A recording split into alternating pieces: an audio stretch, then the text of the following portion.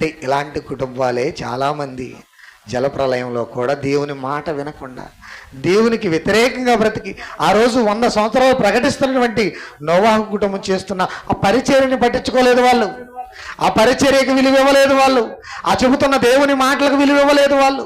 కనుకని ఒక సమయం వచ్చింది, దేవుడు తలుపు మూసేశాడు. ఎవరికి అవకాశం లేదు, అందరూ చచ్చారు, శవాలై తేలారు.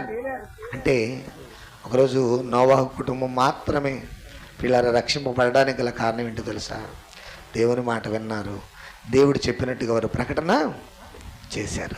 మరి మిగిలిన కుటుంబాలు అందరూ చచ్చిపోయారు కదా, వాళ్ళంతా ఎవరంటే దేవుని కుటుంబాలే. చదువుకున్నాం కదా, భూమి మీద ఉన్న ఏ కుటుంబము లోక సంబంధమైంది ఏం కాదు. భూమి మీద ఉన్న ప్రతి కుటుంబము పరలోకమందున్న తండ్రి కుటుంబమే, ఆ దేవుని నుండి వచ్చిన కుటుంబమే, ఆ దైవ కుటుంబమే. కానీ ఇక్కడ ఎందుకు భూమి మీద ఇష్టానుసారంగా బ్రతుకుతున్నారు?